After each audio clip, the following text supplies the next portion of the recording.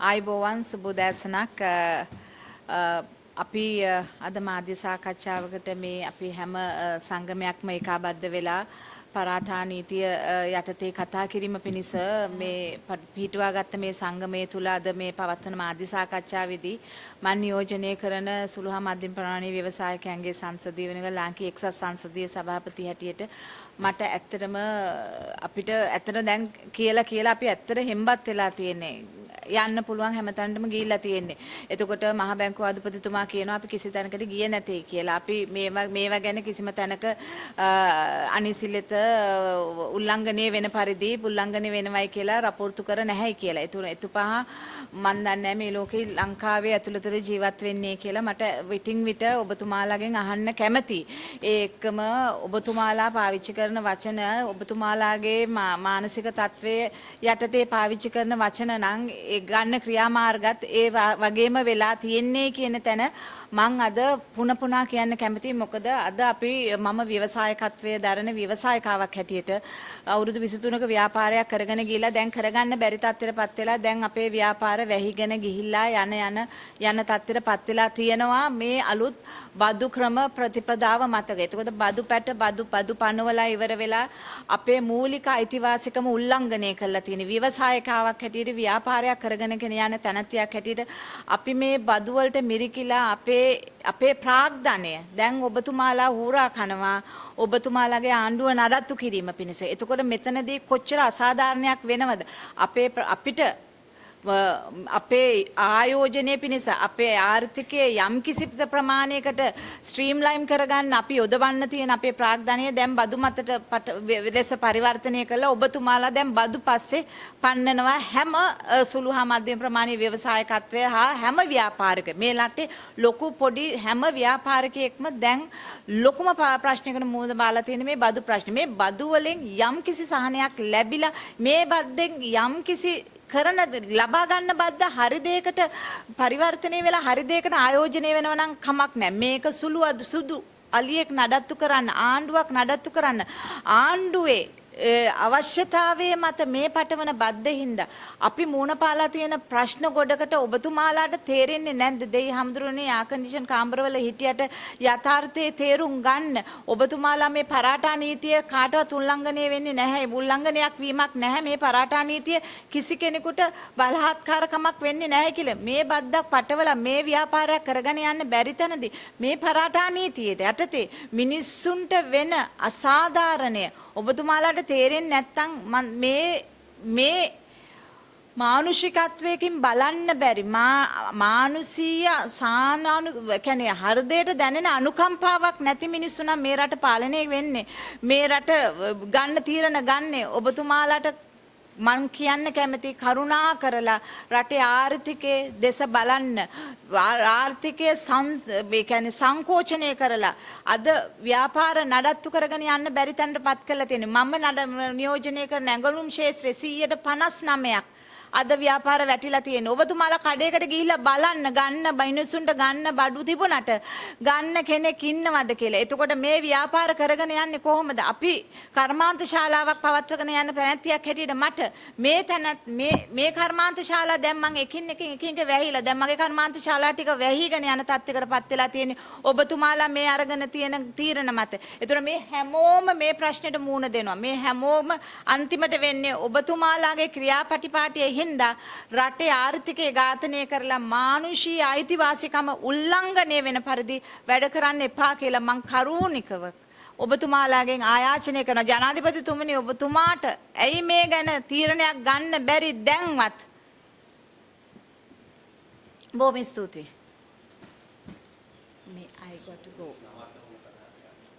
මම ටානියා අබේසුන්දර ලාංකීය එක්සත් ව්‍යවසායකයන්ගේ සංසදීය සභාපතිනිය. Thank you. මම ජනාධිපති නීතිඥ මයුර ගුණවංශ සුළු හා මධ්‍යම පරිමාණ ව්‍යවසායකයන් එකතු වෙච්ච මේ සංගමයත් මම නියෝජනය කරනවා. එතකොට අපි දිගින් දිගටම කියා හිටියා මේ පරාඨේ නීතිය දැන් ක්‍රියාත්මක වෙන රුදුරු විදිහට ක්‍රියාත්මක නොකර తాවකාලිකව අත්හිටුවලා සුළු හා මධ්‍යම පරිමාණ ව්‍යවසායකයට යම් සහනයක් දෙන්න ඔවුන්ගේ පාලනයෙන් බැහැර හේතු මත ඇතිවෙච්ච ආර්ථික විවසනයන්ගෙන් මිදෙනකල් කියලා. නමුත් මහ බැංකුව අධිපතිවරයා දිගින් දිගටම හැම තැනම කියනවා අපි පරාටේ නීතිය අහෝසි කරන්න ඉල්ලුවා කියලා. ඒක එහෙම නෙවෙයි සිද්ධ වුණේ. ඔහු සමාජයේම නොමග යවනවා. ඒක එහෙම නෙවෙයි සිද්ධ වුණේ. අපේ ඉල්ලීම් සලකලා බලපු ගරු අධිකරණ ඇමතිතුමා සහ ගරු කර්මාන්ත ඇමතිතුමා ඔවුන් කියා හිටියා මේ නීතිය යම්කිසි සංශෝධනයක් කළ යුතුයි කියලා. ඒක රජයේ පැත්තෙන් කැබිනට් අමාත්‍යවරුන් විසින් කරන ලද යෝජනාවක්. අපි කියා හිටින්නේ මේ රටේ දළදේශීය නිෂ්පාදිත 52%ක දායක වන මේ රටේ 45%කට රැකියා සම්පාදනය කරන මේ රටේ ජනතාවගෙන් 5% පමණ වෙච්ච ව්‍යවසායකයන්ව ආරක්ෂා කර නොගතහොත් ඒ දායකත්වය සම්පූර්ණයෙන් අහිමි වෙලා මේ රටේ ආර්ථිකය කඩා වැටෙනවා. ඒක වළක්වන්න තමයි අපි ඒ ප්‍රශ්නය පිළිබඳව සංවේදී වෙලා අපි එකමුතු වෙලා මේ කරන අපේ තියෙන මේ ව්‍යායාමය අපි කරන්නේ ඒකට. ඉතින් ඒක තේරුම් ගන්න නැති මහ බැංකුව අධිපතිවරයා විවිධ තැන්වල ගිහිල්ලා මේක සම්බන්ධයෙන් විවිධ අර්ථකථන දෙන්න උත්සාහ කරනවා. හැබැයි ඔහු කියනවා තැන්පත්කරුවන් ආරක්ෂා කරන්න තමයි මේක කරන්න තියෙන්න ඕන කියලා. තැන්පත්කරුවන් ආරක්ෂා වෙන්නේ නැහැ මේ රටේ ව්‍යවසායකත්වය විනාශ වුණොත්. ව්‍යවසායකයා තමයි බැංකුවෙන් ණය අරගෙන බැංකුව පෝෂණය කරන්නේ ඒ ණය යොදවලා ඒ මුදල් යොදවලා රැකියා සම්පාදනය කරන්නේ ඒ මුදල් යොදවලා ජාතික ආර්ථිකයට දායක වෙන්නේ. ඉතින් ඒ සුළු දේ තේරුම් ගන්න බැරි නිලධාරීන් මේ එක පැත්තක් විතරක් බලාගෙන අපි කරන දේවල් විවේචනය කරනවා වෙනුවට ඔවුන්ගේ යුතුයකම තමයි අපිව ඒ කියන්නේ සුළු හා මධ්‍යම පරිමාණ ව්‍යාපාරිකයා ආරක්ෂා කරන ව්‍යවසායකයා ආරක්ෂා කරන ක්‍රමවේදයක් සකස් කරන එක. එසේ නොකර ඒ ගැන කියා අපි කියන දේ අපිට විරුද්ධව මතයක් ගොඩනගන්න උත්සාහ කරන්නේ අනිවාර්යයෙන්ම ව්‍යවසායකයා විනාශ කිරීම තමයි ඔවුන්ගේ බලාපොරොත්තුව. ඒක තමයි ඔවුන්ගේ අපේක්ෂාව. ඒ අනුව වෙනත් න්‍යාය පත්‍රයකට වැඩ කරන පිරිසක් හැටියට තමයි මහ බැංකුව අධිපතිවරයා හා අනිත් අය අපි දකින්නේ. එම තත්ත්වය තුල අපි කියන්නේ අපි සංවිධානාත්මකව අපි මුළු සමස්ත සුළු හා මධ්‍යම ව්‍යාපාරිකයන්ම එකතු කරලා අපි මේ පිළිබඳව දැඩි පියවරක් ගන්නවා. මොකද අපි කියපු හැම දෙයක්ම හැම තැනකදීම අපි හඳ පෙන්නුවාම ඇඟිල්ල දිහා බලලා ඒ ගැන කතා කරන තත්වයකට තමයි මේ නිලධාරීන් සහ රජය පත් වෙලා තියෙන්නේ. අපි දන්නවා අපිට අධිකරණ ඇමතිතුමා සහ කර්මාන්ත ඇමතිතුමා විශේෂයෙන්ම කාර්මික සංවර්ධන මණ්ඩලයේ සභාපතිතුමා අපි ඒ ගැන සංවේදී වෙලා ඒවට උත්තර සපයන්න ක්‍රියා කරා. ඒ උත්සාහ ගන්නවා. එහෙම තියෙද්දි මේ විදිහට තව තවත් දිගටම අපිට අපේ ප්‍රශ්න දිහා බලන්නේ නැතුව අපි නගන සමාජ ආර්ථික ප්‍රශ්න දිහා සංවේදී නොවි තමන්ගේ වෙනත් න්‍යාය පත්‍රවලට ක්‍රියාත්මක කරනවා නම් අපිට සිද්ධ වෙනවා ඒ ආකාරයෙන්ම ක්‍රියාත්මක කරන්න. මොකද අපි 2ට 3ට පොලියට ණය අරගෙන අපි වෙනත් බැංකුවල 10ට 15ට දාලා ජීවත් වෙන මිනිස්සු නෙවෙයි. මෙතන ඉන්න අය කවුරුවත් ඔය කියන ඩිෆෝල්ටර්ස්ලා නෙවෙයි. ඒ තමන් ණය අරගෙන තමන් ණයගත්ත ව්‍යාපෘතියට නොයදවා තමන් ණයගත්ත කාරණයට ප්‍රතිවිරුද්ධ දේවල් කරලා එහෙම නැත්නම් තමන් ණය අරගෙන ඒ තමන්ගේ චංචල නිශ්චල දීපල චේතනාන්විතවම බැහැර කරන අය ඒ අය තමයි ඩිෆෝල්ටර්ස්ලා කියන්නේ. මේ ඉන්නේ මේ අයගේ පාලනයෙන් බැහැරව ඇතිවෙච්ච හේතු මත ඒ කියන්නේ පාස්කු ප්‍රහාරය, කොවිඩ් වසංගතය, විනිමය අර්බුදය, ඒ වගේ පොලි වැඩි කිරීම, ඒ මහ බැංකුව විසින් පොලි වැඩි කිරීම තුළ ඇතිවෙච්ච අර්බුදයන්ගෙන් පීඩාවට පත් අය මේ ඒ හේතු කිසිවක් මේ සුළු හා මධ්‍යම පරිමාණ ව්‍යාපාරිකයාගේ මැදිහත් වීමෙන් සිද්ධ වෙච්ච දේවල් නෙවෙයි. ඒ නිසා අපි අවසාන වශයෙන් ඉල්ලන්නේ මේකට විසඳුමක් දෙන්න. ඒක හැමෝම ඒකට බැඳිලා ඉන්නවා. මොකද මේ නියෝජනය කරන පිරිස සමාජයට ඉහළම දායකත්වයක් දක්වන මේ රට තුල මනා සංවිධානාත්මක හැකියාවක් තියෙන පිරිසක් ඒ අයව තව තවත් පීඩනයට පත් කරන්න එපා කියන පණිවිඩය තමයි අපිට පොදුවේ දෙන්න තියෙන්නේ. බොහොම ස්තුතියි. මම සුසන්ත ලියනාරච්චි ඉදිකිරීම් කර්මාන්ත සංවර්ධන කවුන්සිලේ සභාපති. ඒ වගේම මේ අපි ඒකාබද්ධව අපි ඇති කරලා තියෙන ආයතනයක් ශ්‍රී ලංකා ශුද්‍ර කුඩා හා මධ්‍යම ව්‍යවසායක මණ්ඩලය. ඒ මණ්ඩලයේ සභාපතිතුමා තමයි අපේ ජනාධිපති නීතිඥ මයුරු ගුණවංශ මහත්මයා. ඒකේ උපසභාපතිවරයා තමයි මේ ඉන්නේ. ඒකේ අපේ අනුශාසකතුමා තමයි මේ ඉන්නේ. ඒකේ උපසභාපති අපේ ජාතික සංවිධායකතුමා තමයි මේ ඉන්නේ. මේ ඉන්නේ අපේ අනිත් උපසභාපතිතුමා, අර ඉන්නේ අපේ ලේකම්තුමා. ඒ සංවිධානයේ මම මාධ්‍ය ප්‍රකාශක හැටියට කටයුතු කරනවා.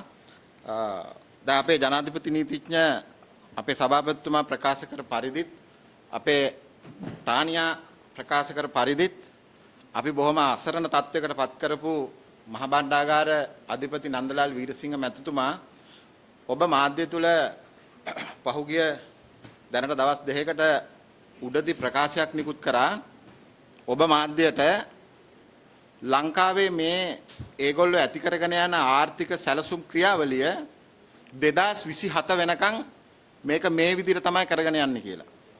එතකොට අනිත් පැත්තෙන් ඊයේ පාර්ලිමේන්තුවේ අපේ අතිගරු ජනාධිපතිතුමා පාර්ලිමේන්තු වාර ආරම්භ කිරීමේ උත්සවයේදී එතුමා ප්‍රකාශයක් කෙරුවා උල්කාපාතයක් හැටියට කඩාගෙන වැටිච්ච ආර්ථිකය රොකොට්ටුවක් හැටියට උස්සලා තිබ්බා කියලා. දැන් අපිට තේරෙන්නේ නැහැ මේ ආර්ථිකේ කවුද හසුරවන්නේ කියලා. නන්දලාල් වීරසිංහද? රටේ මුදල් ඇමතිවරයාද? එහෙම නැත්නම් මූල්‍ය මණ්ඩලයද? එහෙම නැත්නම් මේ කොහේ හරි තැනක ඉන්න මේ අර වටේ ඉන්න බලධාරීන්ගේ වටේ ඉන්න කීප දෙනෙක්ද කියන එක තමයි මට තියෙන සැකේ. දැන් මම ඔහුට කියන්න ඕනේ මේ කර්මාන්තේ කොතනද තියෙන්නේ කියලා. දැන් රොකට් එකක් හැරියට උඩට ගත්ත ආර්ථිකය 2027 වෙනකම් මේ වර්තමාන ආර්ථික සැලසුම ක්‍රියාත්මක කරන්න ඕන කියන නන්දලාල් වීරසිංහයි මේ දෙකම ගත්තාම අපි 2022කට සාපේක්ෂව කොතනද ඉන්නේ අද? එතකොට 2027 වෙනකොට නන්දලාල් වීරසිංහගේ ආර්ථික ක්‍රියාවලිය අනුව අපි කොහටද යන්නේ කියලා. දැන් ඔබ දන්නවා ලංකාවේ සුළු හා මධ්‍යම ව්‍යාපාරිකයන් ඇතුළු මල්ටිනේෂනල් කම්පැනිස් එක්ක අපි ලංකාවේ තනි පුද්ගල ව්‍යාපාර, සුළු කර්මාන්තවල යෙදෙන ව්‍යාපාර, මධ්‍යම පාන්තික ව්‍යාපාර, මහ පරිමාණ ව්‍යාපාරික හැටියට කොටස් කීපයකට බෙදලා තමයි අපි මේ දලදේශීය නිෂ්පාදනයට කන්ට්‍රිබියුෂන් එක දෙන්නේ. එතකොට ඔබ බලන්න ඕනෑම රටක ආර්ථිකය ප්‍රසාරණය කරන්නේ මේ සුළු හා මධ්‍යම පරිමාණ ව්‍යාපාරිකයෝ. මේගොල්ලොන්ගෙන් දලදේශීය නිෂ්පාදනයට ලැබෙන ආදායම 52%කට ආසන්නයි. දැන් මේක මේ ආර්ථික විශ්ලේෂකයෝ නන්දලාල් වීරසිංහගේ ආර්ථික මොඩලයට අනුව අපි දැන් වැටලා ඉන්න තැන. රට බංකොලොත් කියලා කිව්වේ 2022 අප්‍රේල් මාසේ 12 වෙනිදා. දැන් ඒක දැන් එහෙම කිව්වේ නෑ කියලා පාර්ලිමේන්තුවේ කාර්ක සභාවට මුදල් අමාත්‍යාංශයේ ලේකම්වරයා ගෙන්නලා කියනවා අපි එහෙම කිව්වේ නෑ කියලා. ජනාධිපතිතුමා පැහැදිලිව කියනවා රට බංකොලොත් තැනින් දැන් මුදාගෙන තියෙන්නේ කියලා. එතකොට මේ බංකොලොත් කියන ස්ලෝගන් එක ගෙනාවේ 2022 අප්‍රේල් මාසේ 12 වෙනිදා මේ නන්දලාල් වීරසිංහ නෙමෙයිද? ඒක තමයි මම එයාට කියන්නේ කොහොම හැදිච්ච රෝගියෙක් කියලා. එහෙම රෝගියෙකුට ආර්ථිකය ශක්තිමත් කරන්න පුළුවන් කමක් නැහැ. මම එයාට රෝගියෙක් කියන්නේ එයාට මේ ශරීරය තුල රෝගයක් නෙමෙයි එයාට තියෙන්නේ IMF රෝගයක්. එයා මොකද දුත්ත පුරවැසියෙක්. එයා කවදාකවත් ඒ පුරවැසිභාවය තියාගෙන අපේ ලංකාවේ දේශීය ආර්ථිකය ශක්තිමත් කිරීම සඳහා කටයුතු කරන්නේ නැහැ කියන එක පැහැදිලි. ඒ පැහැදිලියක මම ඔයගොල්ලන්ට මෙහෙම කියන්නම්. ලංකාවේ පෙරේදා වෙනකොට ලංකාවේ ජීවන වියදම 222කින් නැගලා. මොකද්ද මේ රටේ කවුද මේ බොරු කියන්නේ? හරිද? එතකොට මාසික ආදායම අඩු වෙලා තියෙනවා ලංකාවේ 60කින්. ආදායම ඉහළ දාගන්න බැරුව අපි වගේ මේ ව්‍යාපාරයෝ ඉන්නෝ 73ක් ලංකාවේ. හරි 22ක් ඉන්නවා මේ පවතින ආර්ථික අර්බුදෙන් ණය වෙලා මේ බැංකු වලට ණය වෙලා 14%කට සම්පූර්ණයෙන් රැකියාව අහිමි වෙලා තිනවා. මේ අහිමි වෙච්ච ප්‍රමාණයෙන් සෑම ගෘහ මූලික පිරිමියෙකුට තමයි මේ රැකියාව අහිමි වෙලා තියෙන්නේ. මට උත්තර දෙන්න කියන්නකෝ. හරි ඊට පස්සේ 44ක් මේ ලංකාවේ භාණ්ඩ මිලදී ගැනීමේ බැහැර වෙලා තිනවා මිනිස්සු. මේක කාටද කියන්නේ? දැන් මේ ඔබ මාධ්‍යයේ ඔබගේ පවුල අරන් බලන්න අපි මේ කියන එක බොරුද කියලා හෘද සාක්ෂියට එකඟව බලන්න ඔබට මොකද වෙලා තින්නේ කියලා. ඔබ ගන්න පඩියට ඔබ 191ක වක්‍ර සහ ඍජු බදු ගෙවනවා නම් ඔබට ලැබෙන වේතනයෙන් ඔබට ජීවත් වෙන්න පුළුවන්ද කියලා හෘද සාක්ෂියට එකඟව කල්පනා කරලා බලන්න. ඔබ තනිකඩයක් නම් ඔබට පුළුවන් වෙයි. හැබැයි ඔබට ළමයි දෙන්නෙක් ඉන්නවනම් ඒ ළමයි දෙන්නගේ අධ්‍යාපනය සහ ඒ ළමයින්ගේ අවශ්‍යතාවයන් ඉටු කරන්න පුළුවන් වටපිටාවක් ඔබට තියෙනවද කියලා. ඉතින් මෙන්න මේ විදියට තමයි අපිට ඒගොල්ලෝ මේ කටයුත්ත කරන්න කියන්නේ. එයා රටට විහිළු සපයනවා. දැන් බලන්න අපේ කඩාගෙන වැටෙන ආර්ථිකය ගොඩ ගන්න කිසිම වැඩපිළිවෙලක් නැහැ. කිසි වැඩපිළිවෙලක් නැහැ. අද වෙනකොට රැකියා අහිමිවීම පමණක් මේ කර්මාන්තශාලා සුළු හා මධ්‍යම පරිමාණ කර්මාන්තශාලා 3000කට වැඩි ප්‍රමාණයක් රටින් අහිමි වෙලා තියෙනවා. 4000ක් විතර ඩුබායි වල ගිහිල්ලා එස්ටැබ්ලිෂ් වෙලා තියෙනවා. වගකීමෙන් කියන්නේ ගෙන්නන්න කියන්න ඕන පරීක්ෂණයකට. අපි ඒවා කියන්න ඕන මාධ්‍යයකට එන්න කියන්න අපිත් එක්ක කතා කරන්න. මම හැමදාම කියනවා එන්න කියලා එන්නේ නැහැනේ මලහත් ඉලව්වේ. මේක කියලා දෙන්න. හරිද? ඊට පස්සේ ඔබ දන්නවා සේවා සපයන්න. දැන් අපි මම ඉදිකිරීම් කරුවේ. දැන් අනිත් මේ අපේ ඉන්න බ්ලූ ඕෂන් සමාගමේ අයිතිකරු මේ. අපි කොච්චර සේවා සපයලා තියෙනවද කියලා බලන්න. අපි ගාව වැඩ කරන සේවකයන්ට අපි දැන් ඒවා අඩු කරලා තියෙන්නේ. ඇයි ඒ? අපිට මේක ගෙනියන්න විදියක් නැහැ. සප්ලයි චේන් එකක් වගේ. මේ හැම කෙනෙකුම සේවා සපයීම ලංකාවේ ලක්ෂ 3කට අධික ප්‍රමාණයක් ඒ සේවා සැපීමේ රැකියාව හිමි වෙලා තියෙනවා. අපටත් හරි කනගාටුයි. දැන් අපේ මිනිස්සු සේරම පිටරට ගිහිල්ලා ටෙක්නිකල් ඔෆිස් එකේ ඉඳලා ගිහිල්ලා මේ ඩුබායි වල ඉන්නේ ගිහිල්ලා මිනිස්සු අපිට පේනවා හරි මේ FB එකේ බලන්නකෝ මේ මිනිස්සු ගිහිල්ලා කරන රැකියාවල් මොනවද කියලා. අපේ වෛද්‍යවරු ගිහිල්ලා කරන්නේ මේ ෂෙඩ් වල තෙල් ගහන එක. මෙහෙම රටක ආර්ථිකය ශක්තිමත් කරන වැඩපිළිවෙලක් නන්දලාල් වීරසිංහගේ නෑ. ඒකයි මම කිව්වේ ජනාධිපතිතුමා යම් මැතිවරණයකට ඉදිරිපත් වෙන්න ඉන්නවා නම් ඉදිරියේදී ජනාධිපතිතුමා මැතිවරණයකට ඉදිරිපත් වෙනවා මගේ බොහොම මල් ළඟ ඇසුරුකමක් තියෙන රටේ ජනාධිපතිවරයා. මම ඒක වගකීමෙන් කියනවා. ඒ ජනාධිපතිවරයාට මේ රටේ සමස්ත ජනතාවගේ ඡන්දෙන් ජනාධිපතිවරයා වෙන්න නම් මේ නන්දලාල් වීරසිංහ තියාගෙන මේ ආර්ථික මොඩලයත් එක්ක ඔහුට ජනාධිපති වෙන්න බෑ. මොකද මිනිස්සු අඩුම ගානේ ඡන්ද පොලටවත් යන්න බස් එක යන සල්ලි නැති මිනිස්සු ඉන්නවා මේ රටේ. ඒකයි අපි කියන්නේ මේක මේ විදිහට කරන්න එපා කියලා. හරි. දැන් බලන්න අපි කර්මාන්තකරුවෝ හැටියට අපිට බලපාලා තියෙන හැටි මේ ජීවන වියදමට සහ අපේ ව්‍යාපාර වලට තදින් බලපාලා තියෙන හැටි. ආසියානු කලාපයේ වැඩිම විදුලි බිලක් ගෙවන රට මේක. ඔබ දන්නවා අපේ ජලාශ පිරීලා උතුරුලා ගිහිල්ලා වාන් දානවා. මේකේ තාම බැරුණා විදුලි බිල අඩු කරන්න 100%ට වැඩි කරපු විදුලි බිල. 7-18ටත් විදුලි බිල කපන රටක් බවට පත් වුණා මේ රට. ලෝකෙ මිනිස්සු ආයෝජකයෙයිද මේ රටට. ඉතින් මේ වගේ තත්ත්වයක තමයි ආර්ථිකය තියෙන්නේ. ඊළඟට අපේ ආර්ථිකයේ කොඳුනාරටිය අපි ව්‍යාපාරිකයෝ හැටියට අපට අවශ්‍ය වෙන්නේ මොනවද මේ කර්මාන්ත කරගෙන යන්න? ඉන්ධන. මේ ඉන්ධන අපේ කලාපයේ තමයි වැඩිම මුදලක් ගන්න. හැබැයි ජනාධිපතිතුමා කිව්වා ඊයේ රාජාසන කතාවේදී බ්ලැක් මාකට් එකෙන් ලීටර් එක 3000ට ගත්ත ඒක නතර කරා කියලා. ඔව් නතර කරා. බොහොම ස්තුතියි ඒකට. ඒකට අපේ ඉස්සනම ආචාර්ය කරනවා. ඒක නතර කරා පෝලිං ක්‍රමේ නැති කරා. ලංකාවේ ඩොලර් මිලියන 620කට වැඩි ප්‍රමාණයක් තෙල් ගේන්න වියදම් කරපු රට අද ඩොලර් මිලියන 300 යන්නේ ඇයි? QR කෝඩ් එක ලක්ෂ 60කට දුන්නා මාසයක් ඇතුළත මේ රටේ. අද QR කෝඩ් එක ලක්ෂ 60ක් ගත්ත මිනිස්සු ඔක්කොම ඒ QR කෝඩ් එක අහෝසි කරලා දැන් තෙල් තියන එක ගහන්න. තෙල් තියනවා ගහගන්න. 154ක් තෙල් ගහන්න. මටත් කාර් එකක් පැද්දා මම රුපියල් 86000ක් 90000ක් මාසෙකට තෙල් වලට වියදම් කරපු මිනිස්සෙක් මම. දැන් මං එන්නේ බස් එකේ එන්නේ. ඉතින් මට 86000ක් ඉතුරු වෙන්නේ. මෙන්න මේ විදිහට තමයි QR කෝඩ් එක අයින් කරේ. මේවා මේ හැබැයි මිනිස්සු රවට්ටන්න පුළුවන් ග්‍රවුන්ඩ් ලෙවල් එකේ ඉන්න. හැබැයි ව්‍යාපාරිකව රවට්ටන්න බෑ කියන එක මතක තියාගන්න ඕනේ. මේකට හරි ක්‍රමවේදයක් හදන්න ඕනේ. ඒ ක්‍රමවේදය හදන්නේ නැහැ. හැබැයි දැන් මම කියන්න ඕනේ නන්දලාල් වීරසිංහ මහත්මයා මේ පරාටේ නීතිය 1990 අංක 4 දරන ණය අය කර ගැනීමේ විධිවිධාන පනත ක්‍රියාත්මක කිරීම සඳහා නන්දලාල් වීරසිංහ මහත්මයා තමයි මේකට මැදිහත් වෙන්නේ. එයා තමයි හෙඩ් අම්පයර් මේකේ. හැබැයි බැංකුවල බැංක් ඇසෝසියේෂන් වල තමයි මේ තීරණ ගන්න ඕන පුද්ගලයා කවුද කින්දවන්ද කියන්නේ. සතියකට සැරයක් මේ ඇසෝසියේෂන් මේ අපේ රාජ්‍ය සහ පෞද්ගලික බැංකුවල හාම්පුතුන්ගේ සංගමේ හම්බ වෙනවා සතියකට සැරයක් නන්දලාල් වීරසිංහ අධිපතිතුමාව. හම්බුනාම මේක සාකච්ඡා කරාම මේ බැංක් ඇසෝසියේෂන් එකේ මේ බලධාරීන් සහ මේ මූල රාජ්‍ය බැංකු සහ පෞද්ගලික බැංකු වල හාම්බුදුන් කියන නෑ සර් කියන්න මාධ්‍යයට. සර් කිව්වහම තමයි ඒක වේට් එකක් එන්නේ. ඒක නිසා මේ කොයි ආකාරයකට හැඩගස්සනවද දන්නේ නැහැ. එහෙම කියලා. එයා කියනවා මේ ණය සියල්ල අපි දීලා තියෙන්නේ තැම්පත්කරුවන්ගේ මුදල් කියලා. ඒ නිසා තැම්පත් කරන මුදල් අපි ආරක්ෂා කරන්න ඕන එක. මම පැහැදිලිව වගකීමෙන් කියනවා සෙන්ට්‍රල් බැංක් එකට කිසිම අයිතියක් නැහැ තැම්පත්කරුවන්ගේ මුදල් ආරක්ෂා කරන්න ඕන කියලා. කොහෙද නීතියක් තියෙන්නේ? කොහෙද පනතක් තියෙන්නේ කියන එක මම අහනවා නන්දලාල් වීරසිංහ මැතිතුමාගෙන්. බොරු කතා කියන්න එපා කියලා මේ රටට බොරු. මොකද එහෙනම් මම කියන්නේ ලංකාවේ ගිය අවුරුද්දේ සැප්තැම්බර් මාසේ 14 වෙනිදා පාර්ලිමේන්තුවට ඉදිරිපත් කරා මුදල් පනත සංශෝධනය කරලා පනතක් මගින් ඔහුට බාර දුන්නා.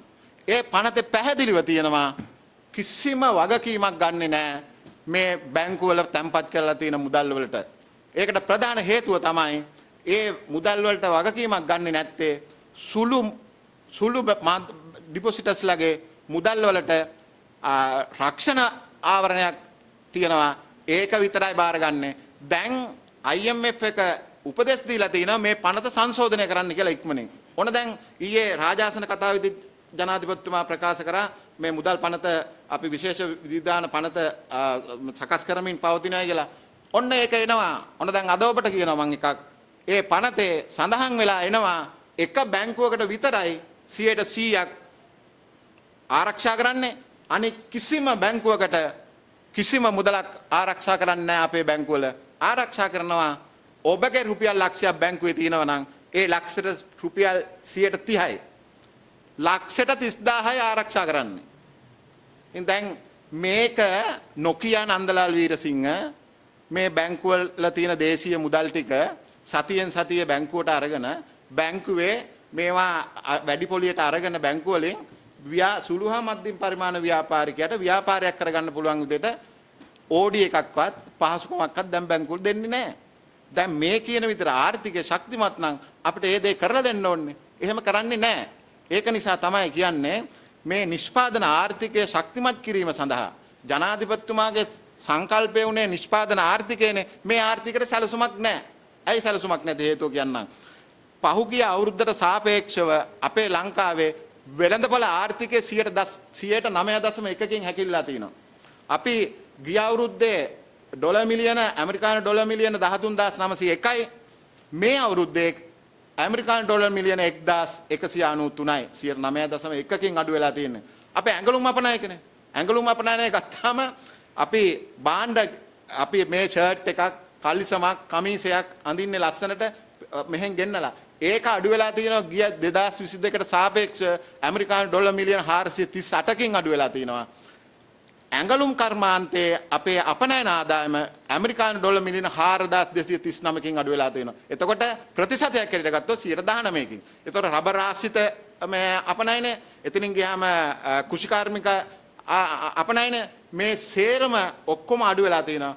දැන් මේ අඩුවීමත් එක්ක 2024 දැන් මේ වෙනකොට දලදේශීය නිෂ්පාදනය IMF එකේ ප්‍රකාශනය අනුව 12%ක ඉහළ මට්ටමකට ගේන්න කියපු එක දැන් අපේ දලදේශීය නිෂ්පාදනය හැකිලෙමින් යනවා.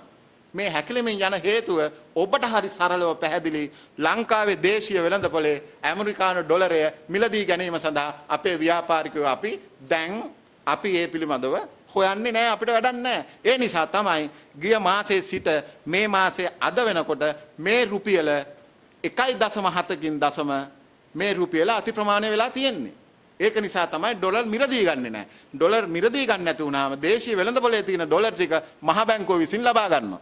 මෙන්න මේ රුපියල යම් ස්ථාවර තත්වයක තියාගන්න. මේක මේ රටේ ආර්ථිකය ශක්තිමත් වීම නිසා ඇතිවෙච්ච කෙහෙම් මලක් නෙමෙයි. දැන් අපේ රටේ සංචිත ගිණුමේ ඩොලර් බිලියන 4.5ක් තියෙනවා කියලා තියෙනවා අද වෙනකොට. ඊයේ ජනාධිපතිතුමා කිව්වා 4.4ක් තියෙනවා කියලා.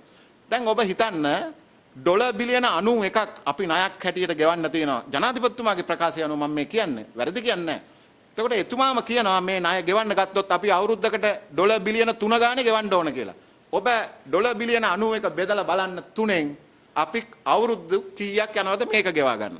එතකොට අර ජනාධිපතිතුමා කියන 2048 ආර්ථික වර්ධන වේගය කරගෙන යන්න පුළුවන්කමක් ඇති වෙයි. හැබැයි එතකොට මේ නන්දලාල් වීරසිංහගේ මේ ප්ලෑන් එක අනුව අපේ ව්‍යාපාර ටික සම්පූර්ණ ඇදගෙන වැටලා තියෙන්නේ. කර්මාන්ත කරුවා නැහැ. ඉන්දිකිරීම් කර්මාන්තයේ මම වෘත්තිකෙක් හැටියට කටයුතු කරන්නේ. දැන් මට සිද්ධ වෙනවා මේ රටේ මගේ ව්‍යාපාර වලට ගත්ත දේපලක් තියෙනවා. ඒ දේපල මං හිතන්නේ තව මාස 6කින් යනකොට බැංකු සතු වේවි අනිවාර්යයෙන්ම. මෙන්න මේ නන්දලාල් වීරසිංහගේ මේක අනුව. මං ඒ නිසා තමයි කියන්නේ මේ රටේ ජනාධිපතිතුමාගෙන් ඉල්ලා හිටින්නේ මේ රටේ මේ ආර්ථිකය ශක්තිමත් කරලා යම් ක්‍රමවේදයකට ඉස්සරහට ගේන්න ඕන නම් ස්වාධීන ආර්ථික කොමිසමක් ඇති කරන්න මේක ගොඩ දාගන්න නම් එහෙම නැතුව නම් මේ රට කවදාකවත් නන්දලාල් වීරසිංහගේ උපදේශ පරිදි නම් කටයුතු කරවොත් මේ රට කවදාකවත් ගොඩ එන්නේ නැහැ කියන එක ප්‍රකාශ කරමින් ඔබට බොහොම ස්තුතියි. සුබ උදෑසනක්. මම මහේන්ද්‍ර පෙරේරා සභාපති දේශීය ව්‍යාපාර සුරැකීමේ සභාව. අද ඇත්තටම අපේ සංවිධාන සියල්ලම එකතු වෙලා මේ විශේෂ මාධ්‍ය සාකච්ඡාව පවත්වන්නේ මහ බැංකුව අධිපතිතුමා අපි මේට පෙරත් කියලා තියෙනවා දිගින් දිගටම කරන්නේ රජය සහ මහ ජනතාව ඕනකමින් නොමග යවමින් වැරදි දත්ත ඉදිරිපත් කරනවා. එතකොට මහ බැංකුව අධිපතිතුමා කියනවා පසුගිය වසරේ පළාට නීතිය යටතේ දේපල පවරා ගැනීම කරලා තියෙන්නේ 537යිලු. නමුත් ඒ දීලා තියෙන දත්ත සම්පූර්ණයෙන්ම වැරදි. ඒතකොට අපි ගාව රජය මගින් නිකුත් කරපු ගැසට් පත්‍රය අනුව 2023 ජනවාරි මාසයේ ඉඳලා 2024 ජනවාරි මාසයේ අවසාන වෙනකන් පරාට නීතිය යටතේ දේපල පවරා ගැනීම 1410ක් සිදු කරලා තියෙනවා කියන එක අපි වගකීමෙන් ප්‍රකාශ කරනවා රජයේ ගැසට් පත්‍රය අනුව. ඒකේ සම්පූර්ණම විස්තර අපි ගාව ඇත්තටම මාධ්‍යයට ලබා දීමටත් හැකියාව තියෙනවා. එතකොට මේ බොහෝ ව්‍යාපාර 2019 වසරට පෙර ඉතා හොඳ තත්ත්වයෙන් පවත්වාගෙන ගියා. නමුත් පසුගිය වසර 4 තුල ඇති වූ පාස්කු ප්‍රහාරය, කොවිඩ් වසංගතය සහ රට බංකොලොත් වීම නිසා ඇති වූ තත්ත්වයන් වලට වන්දි ගෙවන්න සිද්ධ වෙලා තියෙන්නේ සුළු හා මධ්‍ය පරිමාණ ව්‍යවසායකයන්ගේ දේපල සහ වත්කම් වලින්. ඊට අමතරව ඔබතුමාලගේ අවධානය යොමු කරන්න කැමති ජනහා සංඛ්‍යාලේඛන දෙපාර්තමේන්තුවේ නිකුත් කරපු අලුත්ම වාර්තාවලට අනුව 2019 සිට 2022 දක්වා ආර්ථිකයේ කඩාවැටීම හේතුවෙන් මෙරට විවිධ කර්මාන්ත 2,63,200ක් පහුගිය වසර 4 තුල වැහි ගොස් තිබෙනවා. එතකොට ඔබතුමාලට පේනවා කර්මාන්ත 2,63,200ක් ලංකාවේ වසර 4ක් තුල වැසී ගිහිලා තියෙනවා නම් ඒ තුල රැකියාවල් කරපු කොච්චර ප්‍රමාණයක් අද රැකියා අහිමි වීමෙන් සහ ඒ වගේම පෞල් සංස්ථාව නඩත්තු කරගන්න බැරුව කොච්චර ප්‍රමාණයක් මේ ක්‍රියාවලියෙන් හින්දා අනාථ තත්ත්වයට පත් වෙලා තියෙනවද කියන එක. ඒට අමතරව පේරාදෙණිය විශ්වවිද්‍යාලයේ ආර්ථික විද්‍යා සහ සංඛ්‍යාන අධ්‍යයනයේ මහාචාර්ය වසන්ත අතුකොරල මහතාට අනුව ශ්‍රී ලංකාවේ 2019 වසරේ ආරම්භයේ තිබූ ශුද්‍ර කුඩා හා මධ්‍යම කර්මාන්ත ශාලා 13,300ක් තිබිලා තියෙනවා. නමුත් 2023 වන විට එම සංඛ්‍යාව 10,37,100 දක්වා පහළ වැටී තියෙනවා. ඒතර මේක තමයි මේ පසුගිය වසර 4 තුල ගත්තාම ඇති වෙලා තියෙන ප්‍රපාතය මොකක්ද කියන එක ඔබතුමාලට හොඳටම පැහැදිලි වෙනවා. මෙයින් කර්මාන්ත ශාලා 2,04,100ක් ස්ථීර ලෙසද කර්මාන්ත ශාලා 59,100ක් తాවකාලික ලෙසද වසා දමා තිබෙනවා. මෙම වසා දමා ඇති කර්මාන්ත අතුරෙන් 2,54,700ක් ශුද්‍ර ගණයටද කුඩා කර්මාන්ත 7,300ක්ද මධ්‍යම කර්මාන්ත 1,100ක්ද වෙන බව ප්‍රකාශ කරන්න කැමැතියි. මෙහි වැදගත් කරුණු වනුයේ මෙම වැසී ඇති කර්මාන්තවල සේවයේ නියුතු දසලක්ෂ ගණනකගේ රැකියා හිමිවීමත් එයට සාපේක්ෂව ලක්ෂ ගණනේ පවුල් අනාථ තත්ත්වයකට පත්වීමත්. ඊළඟට අපි තවදුරටත් පෙන්වා දෙන්න කැමති මහ බැංකුව අධිපතිතුමාගේ හිතුවක්කාර තීරණ හේතුවෙන් ඔහුම කියනවා පසුගිය සැප්තැම්බර් මාසයේ වන විට ශ්‍රී ලංකාව විදේශ රටවලට ගෙවිය යුතු මුළු ණය ප්‍රමාණය රුපියල් කෝටි 1,35,232ක් කියලා එතුමම ප්‍රකාශ කරනවා. එතකොට ශ්‍රී ලංකාව දැනට ලබාගෙන ඇති මුළු ණය ප්‍රමාණය රුපියල් කෝටි 28,02,000ක් වෙනවා.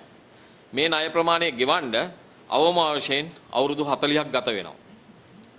එතකොට පසුගිය වසර 3 තුල විකුණා උකස්කර හෝ ඇති රන් භාණ්ඩ හා දීපලවල වටිනාකම රුපියල් කෝටි 30000ක් වෙනවා.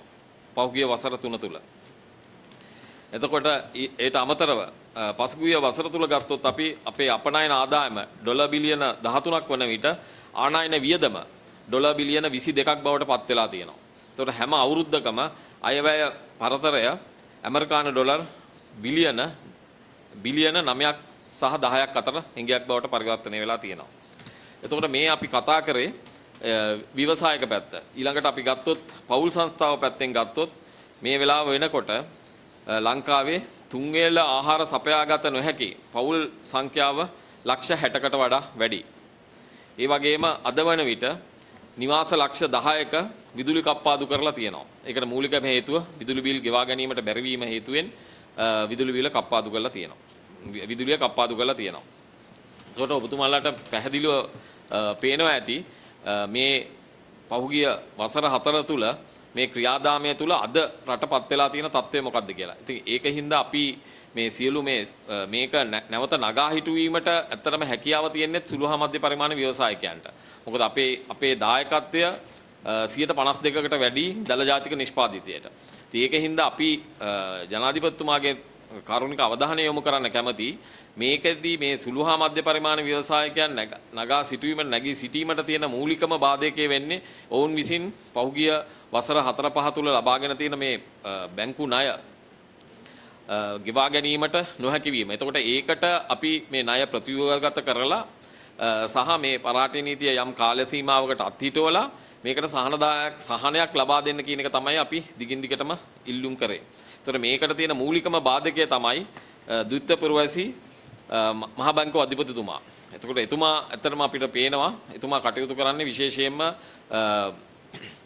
IMF එකේ හෝ අපේ රටින් බැහැර ආයතනවල අවශ්‍යතාවයට තමයි එතුමාගේ මේ ක්‍රියාකලාපය කරගෙන යන්නේ. ඉතින් මේ තුල තමයි අපි මේ සුළු හා මධ්‍ය පරිමාණ ව්‍යවසායකයන් ඒ වගේම මේ මිලියන 22කට වැඩි රටේ ජනතාවත් මේ ප්‍රශ්න සියල්ලටම මුහුණ දෙන්න සිද්ධ වෙලා තියෙන්නේ. අවසාන වශයෙන් පසුගිය මාස කිහිපය තුල විදුලි බිල වැඩිවීම, බදු වැඩිවීම, ජල පිළිපත් වැඩිවීම, වැට් එක 118 දක්වා වැඩිවීම තුල සුළු හා මධ්‍ය පරිමාණ කර්මාන්ත පවත්වාගෙන යන්නේ ඉතාමත්ම අසුරු තත්ත්වයෙන්. එවැනි තත්ත්වයක් මත මහ බැංකුව අධිපතිතුමා මේ ගෙන යන අදූරදර්ශී මර්ධනකාරී දරදඬු ප්‍රතිපත්ති හේතුවෙන් සුළු හා මධ්‍ය පරිමාණ කර්මාන්ත වැසී යාම වේගවත්ව සිදු වෙමින් පවතින බව අපි රජයට කියන්න කැමැතියි. ඒ වගේම රජය මේ සඳහා ඍජු මැදිහත් වීමක් සිදු නොකළහොත් කර්මාන්තකරුවන් සහ එයට සම්බන්ධ සේවක සේවිකාවන් ඉතා විශාල ප්‍රමාණයකට ඉතා අභාග්‍ය සම්පන්න තත්ත්වයක් ඉදිරියේදී ඇතිවීම වැළැක්විය නොහැකි බව අපි මේ අවස්ථාවේ ප්‍රකාශ කරන්න කැමැතියි. බොහොම ස්තුතියි. අයිබෝවන් මම සශිකා ඩිසිල්වා වයිස් ප්‍රෙසිඩන්ට් ශ්‍රී ලංකා ට්‍රේඩ් ඩෙවලොප්මන්ට් කවුන්සිල් එක නියෝජනය කරනවා. ඒ වගේම මේ ලංකාවේ ඇතුළත මේ අපි මේ මේසේ ඉන්න හැම එක්කෙනාම විවිධාකාර වෘත්තීන් වල strong associations වල ප්‍රෙසිඩන්ට්ස්ලා සෙක්‍රටරිස්ලා විදිහට වැඩ කරනවා.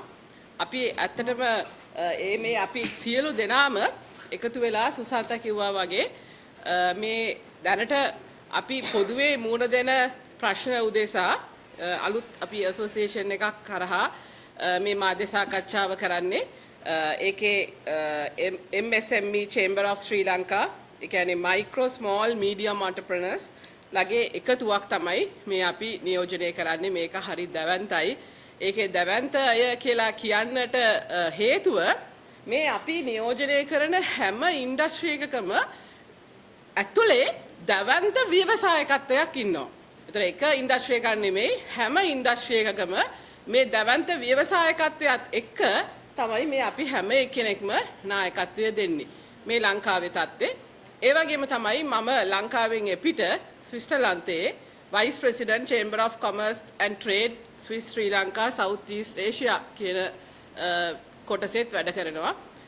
එතකොටත් අපිට ලංකාවෙන් එපිට මේ ළඟදී අපිට යන්න සිද්ධ වුණා ස්විට්සර්ලන්ඩ් වල පැවතුණා World Economic Forum එක. ඒක ස්විට්සර්ලන්ඩ් වල දාවෝස් වල පැවැත්වුවේ. ඒකටත් මම ලංකාවෙන් නියෝජනයක් විදිහට ගියා. ලංකාවේ සල්ලි වලින් නෙමෙයි. නමුත් ඇසෝසියේෂන් එකක් විදියට ස්විට්සර්ලන්තයෙන් නියෝජනයක් උදෙසා. ඉතින් මේ සියලු තත්ත්වයන්ුත් එක්ක මේ මාධ්‍ය සාකච්ඡාවේදී මට පුළුල් අර්ථ දැක්වීමක් කරන්න පුළුවන්. රටක් විදිහට ව්‍යවසායකත්වයක් විදිහට මේ රට අපි කොතරටද ගෙනියන්න ඕනය කියන එක ගැන. ප්‍රධාන වශයෙන් කියන්න ඕනේ අපි ලංකාවේ විදිහට මේ අපේ වයසත් එක්ක අපි මුණ දුන්නු දැවැන්ත කොටස් කීපයකට අපිට මතක කාලේ ඉඳලා අපි මුණ දුන්නා. එකක් තමයි දීර්ඝ කාලීන යුද්ධයක් තිබුණා.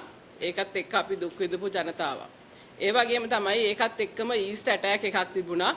ඒකත් එක්ක අපි දුක් විඳා. ඒත් එක්කම අපි කවුරුත් තේරුම් ගත්ත නැති මුළු ලෝකයක් තේරුම් ගත්ත නැති කොවිඩ් වසංගතයක් එක්ක අපි හිටියා. ඒකිනුත් අපි බැට කාපු අය. ඉතින් මං හිතනවා අපි කතා කරනකොට අපිට ගොඩක් දැවැන්ත එක්ස්පීරියන්ස් තියෙන අය මේ ඒත් එක්කම තවත් විශේෂ දෙයක් කියන්න ඕනේ. මේ ව්‍යවසායකත්වය කියන එක හුදෙක් පත්වන රජයන් එක්ක වැඩ කරන්න අපි හුරු වෙලත් ඉන්නවා. ඉතින් එක කොන්සෙප්ට්ස් එක ඉකොනොමික් කොන්සෙප්ට්ස් යටතේ අපි බැට කමින් තමයි මේ තත්ත්වයට ඇවිල්ලා තියෙන්නේ. ඒකයි අපේ මේ දැවැන්ත භාවය සාමාන්‍යයෙන් වෘත්තියක් කරන කෙනෙකුට වඩා අපිට එක්ස්පීරියන්ස් වැඩි නිසා අපේ දැවැන්ත බව වැඩි. ඉතින් අපේ එක්ස්පීරියන්ස් වැඩි. ඒක නිසා තමයි අපි මෙහෙම මාධ්‍ය සාකච්ඡාවක් කරනකොට සමහරක් වෙලාවට මේ මාධ්‍ය සාකච්ඡාවන් තුලින් රටේ තීරණ ගැනෙන්නේ. ඉතින් ඒ උදෙසාමයි අපි මේ එකතු වෙලා මේ වගේ කාලය වෙන් කරගෙනම අපි මේ වගේ වැඩසටහන් මාලාවල් කරන්නේ. එතකොට අපිට මතක තියෙනවා නම් අපිට බොහොම මතක තිබුණු කාලෙක මේ රටේ යුද්ධය තියෙනකොට 34ක යුද්ධයක් නිමා කරනකොට මුළු රටක් පෙළගැස්ස විදිය ගැන අපි මතක් කරලා දෙන්න. එතකොට මම දැක්කා ඇඩ් එකක් තියෙනවා ගැබිනි කාන්තාවක් නැකිටලා අර රණවිරුවෙක් බස් එකේ හිටගෙන යන රණවිරුවට ඒ ගැබිනි කාන්තාව නැකිටලා සීට් එක දුන්නා. ඔබ අපිට මතකයි. ඒ කියන්නේ අපි මුළු රටක්ම ફોකස් කෙරෙව්වා රණවිරුවා උතුම් කියන එක. ඒ කාලේ කළ යුතුයි. මොකද රණවිරුවා අපි වෙනුවෙන් ගිය ජීවිතේ පූජා කරන්න. ඒ ජීවිතේ පූජා කරන එකට තමයි අර බඩදරු අම්මා නැකිටලා ඒ රණවිරුවට දුන්නේ. ඒක හරිම සෝචනීය අවස්ථාවක්. ඒ වගේම තමයි අපිට මේ ආපු කොවිඩ් වසංගතයත් එක්ක අපේ ලංකාවේ මේ වෛද්‍ය වෘත්තියට අපි ගෙවල් වල ඉඳලා හිස නැමුවා. මොකද මේ වෛද්‍ය වෘත්තියට තිබුණා ඒ වෙලාවේ රට වෙනුවෙන් දෙයක් කරන්න. එහෙම බේරපු රටක් මේක. එතනින් එහාට මේ ආර්ථික යුද්ධයේදී අවාසනාවන්තයි මේ අපි වගේ දැවැන්තයෝ මේ අපි වගේ ව්‍යවසායකයෝ මේ වෙලාවේ නැගිටින්න ඕන වෙලාවක මේ දැවැන්ත ව්‍යවසායකත්වයට නැගිටින්න දෙන්නේ නැහැ. මේ අපෙන් ප්‍රයෝජනයක් ගන්නෑ. මොන හරි ඇජෙන්ඩා එකකට වැඩ කරන කවුරු හරි කෙනෙක් කියන දෙයක් වෙනුවෙන් මෙච්චර පෙළ ගැහෙන්න එක්කෙනෙකුට දෙන්නෙකුට අවස්ථාවක් දෙන්න බෑ. ඒක නෙමෙයි ඒක අපේ එහෙම වුණොත් අපි ඒක නිවට කමක් විදියට තමයි දකින්නේ. ඉතින් අපේ මේ ව්‍යවසායකත්වයේ මේ වෙලාවේ නැගිටින්නම ඕනේ. මෙහෙම රටක් බේරගත්ත අර රණවිරුවා බේරපු රට ඒ වගේම අපේ වෛද්‍ය වෘත්තියෙන් බේරලා දුන්නු රට මේ ව්‍යවසායක අපිට බේරන්න බැරි නම් එහෙනම් අපේ මොකක් හරි අඩුවක් තියෙනවා. එහෙම කරන්න දෙන්නෙත් නෑ අපි. එහෙම කරන්න දෙන්නේ එහෙම කරන්න ඕනෙත් නෑ. මොකද අපි අපේ පොඩි අපේ කම්පැනිස් වල අපි තීරණ ගන්නකොට අපි අපේ ඇකවුන්ටන්ට් ව්‍යවසායකත්වයේ තීරණ ගන්න දෙන්නේ නෑ. මොකද ඇකවුන්ටන්ට් කෙනෙක් තීරණයක් ගත්තොත් එහෙම ඒ ඇකවුන්ටන්ට් හැම වෙලේම බලන්නේ ගොඩක් වෙලාවට කෑෂ් ෆ්ලෝ එකක් බැලන්ස් ෂීට් එකක් බේස් කරගෙන තමයි තීරණ ගන්නෙ. නමුත් මේ වගේ රටක් වැටිච්ච වෙලාවක ආර්ථික යුද්ධයක ලෝකෙම දිනනකොට අපිට බෑ ඇකවුන්ටන්ට් කෙනෙකුට අපේ කම්පැනියේ ඉන්න එයාගේ ඩෑෂ්බෝඩ් එක දිහා බලාගෙන තීරණ ගන්න. මොකද යම් රිස්කි තීරණ ගන්න වෙනවා. ඒ රිස්කි තීරණ ගන්න කෙනාට තමයි ව්‍යවසායකත්වය කියන්නේ. ඉතින් ඒ ව්‍යවසායකත්වයේ ඒ වගේ රිස්කි තීරණ ගන්නෙකුට චැලෙන්ජ් කරන්න එපා. මහ බැංකුව අධිපතිතුමනි ඔබතුමා කරන්නේ වෘත්තියක්. ඉතින් ඔබතුමාට මේ වෘත්තියක් කරන ඔබතුමාට මේ ව්‍යවසායකයා කරන රිස්කි ඩිසිෂන්ස් රිස්කි ඩීල් එක තේරෙන්නේ නැහැ. ඒක මුලින් ඉඳලම අපිට තේරුණා. මොකද ඔබතුමා පළවෙනි දවසේ ඉඳලම කියන්න පටන් ගත්තා මේ ව්‍යවසායකයෝන්ට කරගන්න බැරි වෙයි තමයි. බැරි වෙයි කියාගෙන හිටියා. ඉතින් එහෙම බැරි වෙන්නම අපි කියන්නෙත් නෑ අපිට බෑ කියලා. ඔබතුමා කොහොමද අපි වෙනුවෙන් කියන්නේ බෑ කියලා? ඉතින් එහෙම කියන්න බෑ. එහෙම බැරි වෙනවා නම් එන යුද්ධ කරන්න බෑ කිය හිටියා නම් කොවිඩ් වසංගතය නවත්තන්න බෑ කිය හිටියා නම් ඒකට අදාළ ප්‍රොෆෙෂනල්ස්ලා අද අපිට ජීවිතත් නෑ. මේ ඉතින් මේ ආර්ථික යුද්ධය කරන්න අපිට පුළුවන්. ඒකට අපි මේ ඇවිල්ලා මේ හුදෙක් මාධ්‍ය ඉස්සරහා මේ දුක කියනවා නම් නෙමෙයි. අපිට දුක තියෙන්නේ මේ අපේ රටේ ඉන්න තරුණ ජවය බේරගත්ත රට අපිට ඒ ජීවිත පුදලා බේරගත්ත මේ රට අපිට රැකගන්න මෙහෙම වෙරදරන්න වෙන එක ගැන. හැබැයි අපි අත්හරින්නේ නැහැ. ඒක අපි රැකගන්න ඕනි. මේ ව්‍යවසායකත්වය කියන එක මම හිතනවා හුදෙක් ව්‍යවසායකයෝ තමයි රටට රැකියා දෙන්නේ. එතකොට මේ රැකියාවන් මම හිතන විදිහට දැන් එන්න අඩු වෙලා රැකියාවන් තියෙන ජනතාවගෙත් රැකියාව කරලා ලැබෙන සල්ලි ප්‍රමාණය බොහොම එක තැනක නැවිතිලා තියෙනවා. නමුත් බඩු මිල වැඩි වෙනවා, ඒ මුදල අඩු වෙලා තියෙනවා.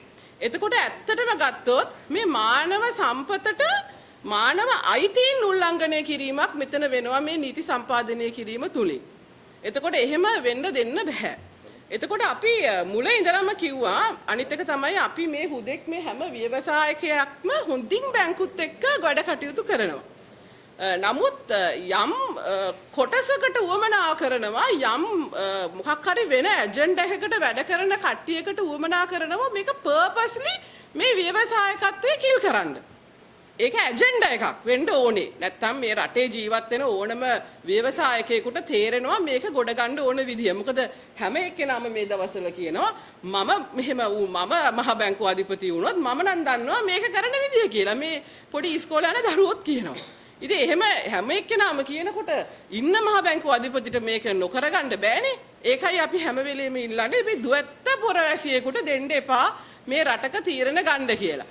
මොකද ඒ හැම වෙලාවකම අපි දුවැත්ත පොරවැසියෝ නෙමෙයිනේ. අපිට තියෙන එක પાස්පෝර්ට් එකයි. ඒකනේ අපි මේ රට වෙනුවෙන් කතා කරන්නේ. දුවැත්ත පොරවැසියෙක් වුණා නම් එහෙම අපිට ඒ ගැම්ම එන්නේ නැහැ. මොකද chance එකක් තියෙනවානේ කොහෙට හරි යන්න. එතකොට රට වෙනුවෙන් ආදරෙන් වැඩ කරයිද? එක પાස්පෝර්ට් එකකින් ඇවිල්ලා වැඩ කරන්න. මෙහෙම අපි වගේ ඇවිල්ලා එක પાස්පෝර්ට් එකක් තියාගෙන අපි ලෝකෙට යනවා. මම ඩාවෝස් ගියේ ස්විට්සර්ලන්ඩ් වල ශ්‍රී ලංකන් પાස්පෝර්ට් එකකින්. නැතුව දුවිත්ත පුරවැසි භාවයකින් නෙමෙයි මම ඒ රටට ගිහිලා රට වෙනුවෙන් කතා කරන්නේ. එහෙම රටක් විදිහට වැඩ කරන මේ අපිට මේ SME එක ගොඩ ගන්න එහෙදිත් අපි ගොඩාක් කතිකාවල් කරගෙන ආවා. ඉතින් අපිට බැරි නෑ මේ දේවල් කරගෙන යන්න. අපිට පුළුවන් මේ දේවල් කරන් යන්න. නමුත් මේ අපි බොහොම සුහඳව වැඩ කරන මේ බැංකු පද්ධතිය සහ මේ බැංකුවට ඩිපොසිටර්ස්ලා රකින්නවා කියලා මාෆියාවක් දාලා මේ රටේ ඉන්න හැම ඩිපොසිටර්වම බය කරලා මේ කරන්න යන දේ ගැන අපි ඔබ මහජනතාවට අවබෝධයක් ලබා දිය යුතුමයි. මේ ඩිපොසිටර්ස්ලා රැකෙන්නේ නැහැ ව්‍යවසායකත්වය නැතුව. මොකද ඩිපොසිටර්ස්ලා දෙන සල්ලි ටික බැංකුව හරහා ව්‍යවසායකත්වයට ලබලා දීලා තමයි ඔය ඩිපොසිටර්ස්ලට පොලිය ලබලා දෙන්නේ. අපි තමයි ඩිපොසිටර්ස්ලට පොලියක් ලබලා දෙන්න මේ කර්මාන්ත කර යන්නේ. එතකොට කොයිම වෙලාවකවත් බැංකුවේ සභාපති කෙනෙක් බැංකුවේ බෝඩ් එකක් කියන්නේ නැහනේ මේ ඩිපොසිටර්ස්ලා රකින්න පුළුවන් කියලා මම නම් කවදාවත් අහලා නැහැ. ඩිපොසිටර්ස්ලා රකින්න පුළුවන් SME එකක් කිල් කරලා කියලා අහලා නැහැ මම. හැබැයි මෙන්න මේ කියමන හරහා ලොකු වැරදි ඉම්ප්‍රෙෂන් එකක් දෙනවා මහා ජනතාවට. එතකොට අපි මෙහෙම හැවුවොත් එහෙම අපි මේ සියලු ව්‍යවසායකයෝ බැංකු වලින් ණය ගන්න නැතුව ඉන්නවා. ණය ගන්න අපිත් ඉන්නවා ඔය ඉන්නවා වගේ ඉන්නවා. නිකන් ඉන්නවා. එතකොට ඩිපොසිටර්ස්ලා රැකෙයිද? බැංකු තියේද? කියලා අපි අහනවා. බැංකුවකට පුළුවන් ද මේ ණය දෙන්න නැතුව ඉන්න? ඉතින් සමහරක් අය කියනවා මේ පරාටේ ලෝ එක එක්සිකියුට් කරන එක මේ වගේ වෙනස් කරොත් අපි බැංකු විදිහට ණය දෙන එකත් නවත්තනවා කියලා. අපි චැලෙන්ජ් කරනවා මාසයක් ඉන්න අර කැරට් මිල අඩු කරේ 3000ට ගිය කැරට් මිල අඩු උනේ කොහොමද? මිනිස්සු කැරට් කන්න නැතුව ඉඳලා. එතකොට ඔන්න ගානට 300 උනේ. ඉතින් අපි ඒ වගේ චැලෙන්ජ් කරනවා. පුළුවන් නම් බැංකු පද්ධතිය හරහා ව්‍යවසායකයන්ට ණය නොදී ඉඳලා බලන්න මාසයක්. ඉමුද එහෙම. ඉඳලා බලමු. ඉතින් මේ හරි සරල સિદ્ધාන්ත ටිකක් අපි කියන්නේ මේවා මං හිතන්නේ ප්‍රායෝගිකව ඔය කිව්වට කරන්න පුළුවන් දේ කියලා. ඉතින් අනිත් එක තමයි මේ බැංකුව ව්‍යවසායකයා කියන එක හොඳින් වැඩ කරන අතරතුරේදී එක වැරදි අර්ථකථනයක් කරනවා මේ මහ බැංකුව අධිපතිතුමා හරහා මෙන්න මේ පරාටේ ලෝ එක එක්සිකියුට් කරන එක නවත්තන්න මේ අපි කට්ටියක් දඟලනවා කියලා. එහෙම නෙමෙයි අපි කියන්නේ. මොකද තවම රටක් විදිහටත් මේ ලෝන්ස් ගෙවන්න පටන් අරන් නැහැ. තවම මේ සියලු සමාගම් විසින් මේ රීස්ට්‍රක්චරින් ප්‍රොසෙස් එක දැන් මේ තමයි ඉල්ලන්නේ. දැන් මේ මාස 3කින් කියනවා 4කින් කියනවා. එකක් තමයි මහ බැංකුව විසින් අපි ප්‍රෙස් එකක් කරලා ඉවර වෙච්ච ගමන් ඇවිල්ලා කිව්වා අපි නම් රට බංකොලොත් කියලා ප්‍රකාශ කරේ නැහැ කියලා. හැබැයි ඒකට ඔන්න ඊයේ ජනාධිපතිතුමා කතාවේදීම කිව්වා රට බංකොලොත් කෙරෙව්වා කියලා. ඉතින් අපි නෙමෙයි ඒවා කියන්නේ රටේ ජනාධිපතිතුමාමයි කියන්නේ බංකොලොත් බව ප්‍රකාශ කරා. ඒක දැන් අපි නැවත හරි ගස්සගෙන යනවාය කියලා. ඉතින් මේවා කොන්ට්‍රා කතා. හැබැයි වගකීමෙන් කතා කරන්න. මෙතුමා මේ සියලු දෙනා මේ කියන දත්ත ටික කටපාඩමින් ඔබතුමා ඇවිල්ලා මෙහෙම ටක් ගාලා කියන්නකෝ මාධ්‍යයක් ඉස්සරහා. කවුරුවත් නැතුව. අපි එහෙමත් චැලෙන්ජ් කරනවා. ළඟ ඉඳලා ඔෆිසර්ස්ලා තියාගෙන ඉන්නේ නැතුව මේ සුසන්ත මහත්තයා කිව්වා වගේ ෆිගර්ස් ටික කටපාඩමින් කියන්නකෝ. රටට ආදරේ නං නේද සුසන්ත? අනිවාර්යයෙන්. ඒ කවුරු හරි ළඟ ඉඳලා කියන්න නැත සතියකින් දෙන්නම් ඊළඟ සතියේ ෆිගර්ස් දෙන්නම් කියන්න ඕනේ. මේ ෆිගර්ස් ටික අපි දෙන්නම් ඕනනම්. ඔබතුමාට අපි සහයෝගයෙන් නම් මේ හුදෙක් වෙන්වීම උදෙසා නෙමේ කතා කරන්නේ. ඔබතුමාත් එක්ක එකට වැඩ කරන්න. හැබැයි ඔබතුමාගේ මේ මානසිකත්වය ලයින් වෙන්න ඕනේ රට වෙනුවෙන්. නැත්නම් ඔබතුමා බැංකු පද්ධතියටත් වැරදි ඉම්ප්‍රෙෂන් එකක් දෙනවා. රටේ නායකතුමන් ජනාධිපතිතුමන් ඇතුළු ෆයිනෑන්ස් මිනිස්ට්‍රි එකටම වැරදි අර්ථකථනයක් දෙනවා. ඒක නවත්තන්න මහ බැංකුව අධිපතිතුමනි. ඔබ බාධාවක් වෙලා තියෙනවා අපේ රටට දැන්. ඒක නවත්තන්න, වහාම නවත්තන්න. ඔබ හිතන්න. මිනිසෙක් විදිහට බෞද්ධයෙක් විදිහට හිතන්න. මොකද මේ රටක මේ ව්‍යවසායකත්වය කියන එක මේ රට වනසලා ඔබතුමාට ඩුවල් පාස්පෝර්ට් එකක් තිබුණ බව ඇත්ත. මොකද මේ මහ බහුතරයා මේ මේසේ ඉන්න අපි එක්කෙනෙකුටවත් ඩුවල් පාස්පෝර්ට් එකක් නැහැ. බලන්න කතාවල් දෙකේ වෙනස බලන්න. ශක්තිය බලන්න. ඒක මේ සියලු මහ ජනතාවට තේරෙනවා. ඉතින් ඒක නිසා මේකට පෙළ ගැහෙන්න මේ රට අර යුද්ධය අවසන් කරා, කොවිඩ් අවසන් කරා වගේ ඔබතුමාට අපි කාරුණිකව ඉල්ලලා හිටිනවා මේ ආර්ථික යුද්ධය අවසන් කරන්න අපිත් එක්ක හිට ගන්න. එච්චරයි අපි ඉල්ලන්නේ. මොකද අපිට ජනාධිපතිතුමාට එතකොට පුළුවන් අපිට මෙන්න මේ ගමන ගැන පැහැදිලි අරමුණක් ලැබලා දෙන්න. මොකද අපිට මිනිස්ටර්ස් දෙන්නෙක් එක්ක අපි මේ ගමන පටන් ගත්තේ අපි මේක කියලා අන්තිමට BMIC එකට ඇවිල්ලා අධිකරණ ඇමතිතුමා ඒ වගේම කර්මාන්ත ඇමතිතුමාට අපි මේ ප්‍රශ්න තියලා ඔවුන් එකග වුණා අපිත් එක්ක එවෙලෙම මේකට විසඳුමක් දෙනවා කියලා. මම දන්න විදිහට මේක ජනාධිපතිතුමාටත් ඒක එහෙම්මම කියවුණා. නමුත් ඔබතුමා මැදට පැනලා ජනාධිපතිතුමාගේ ඔළුව තනිකරම අවුල් කරා කියලා තමයි අපිට දැනෙන්නේ. ඒකයි මෙච්චර ඩිලේ වෙන්නේ. නැත්තම් මේ වගේ ප්‍රශ්නයකට මේ වගේ ජෙනුයින් ඔන්ටර්ප්‍රෙනර්ෂිප් එකට ජනාධිපතිතුමා මං හිතනවා ඔබතුමා අවුරුදු ගානක දේශපාලන එක්ස්පීරියන්ස් එකක් තියෙන කෙනෙක් විදිහට මෙච්චර ඩිලේ වෙන්නේ නැහැ. උත්තරයක් අපි වෙනුවෙන් දෙන්න. උත්තරෙත් අපි දෙනවා ජනාධිපතිතුමනි. ඒකට ලිසන් කරන්න විතරයි තියෙන්නේ. ඒකට අපිටම නායකත්වය දෙන්න. අර කියනවා වගේ මං අකමැති ඒක කියන්න. ඔබතුමා අපේ මහ බැංකුව අධිපතිතුමා බොහොම ක්වොලිෆයිඩ් එක්කෙනෙක්. ඉතින් ඒ ක්වොලිෆිකේෂන් එක පැත්තකට තියලා අපිත් එක්ක එකතු වෙන්න. අපි මේ බහුතර ඔන්ටර්ප්‍රෙනර්ෂිප් එකකට ඔබතුමාගේ වයස වගේ කෝටි දහස් වාරක එක්ස්පීරියන්ස් එකක් තියෙනවා මේ රට ගොඩ ගන්න. IMF එකට බෑ මේ රට ගොඩ ගන්න. මේ රට ගොඩ ගන්න පුළුවන් මේ ව්‍යවසායකත්වයටම විතරයි. කවදා හරි රීප්ලේස්මන්ට් ප්ලෑන් එකකට යනවා නම් අපිට ශක්තිය දෙන්න. අපි බදු හරහා ඕ මේක ගෙවන්නම්. හැබැයි බදු ගෙවන අපිට ට්‍රාන්ස්පරන්සි එක ඕනේ. මේ අපේ බදු අරගෙන මේ බදු වියදම් කරන විදිහ ගැන අපිට ඩේටා ෂීට් එකක් දෙන්න. මේ අපි ඇවිල්ලා කියනවා වගේ මහ බැංකුව අධිපතිතුමනි ඔබතුමා හෙට ඇවිල්ලා මාධ්‍ය සාකච්ඡාවක් දීලා මේ ආය කරන ගන්න බදු ටික වියදම් වෙන ආකාරය හෙලි කරන්න. එතකොට ඔබතුමාගේ ඩෑෂ්බෝඩ් එක ක්ලියර්. ඔබතුමාටත් අපි මේ අපේ ව්‍යවසායකත්වය අපේ පොඩි බිස්නස් අපි කොස්ට් කටින් කරනවා වගේ ඔබතුමාටත් මේ අය කරගන්නා වූ බදු ටික හරියට කළමනාකරණය කරත් මේ රට මේ මොහොතේ ගොඩ ගන්න පුළුවන්. මහ බැංකුව අධිපතිතුමනි ඒ ඩෑෂ්බෝඩ් එක දෙන්න කියලා මම චැලෙන්ජ් කරනවාද ව්‍යවසායකත්වයක් විදිහට අපිට ඕන වෙලාවක ඔබතුමා කතා කරන්න අපි කටපාඩමින් මේ ෆිගර්ස් කියන්නේ කටපාඩමින් උත්තර දෙන්නේ කටපාඩමින් විසඳුම් ටික දෙන්නේ විශ්වාස කරන්න මොකද අපිව හැමදාම අපි කියනවා වැරදි වචනයකින් අපිත් එක්ක පටන් ගත්තේ මේ කල්ලියක් කියන වචනේ මෙතන ඉන්න හොඳ කල්ලියක් ඒක ඇත්ත හැබැයි රට වෙනුවෙන් වැඩ කරන කල්ලියක් ජනාධිපතිතුමනි මේ කල්ලියත් එක්ක වැඩ කරන්න අනිවාර්යෙන් අපි මේ අපේ රටේ ඉන්න මිනිස්සු වෙනුවෙන් මේ වැඩේ කරනවා ඒක නිසා මම අවසාන වශයෙන් ඉල්ලලා හිටිනවා මේ රට ගොඩ ගන්න නම් මේ ව්‍යවසායකත්වය මේ රැකියා උත්පාදනය කරන මේ ව්‍යවසායකත්වය රැකගත යුතුයි මේ අපේ තියෙන ශක්තිය ප්‍රයෝජනයට අරගෙන මේ ව්‍යවසායකත්වය මේ මානව අයිතිය කියන එක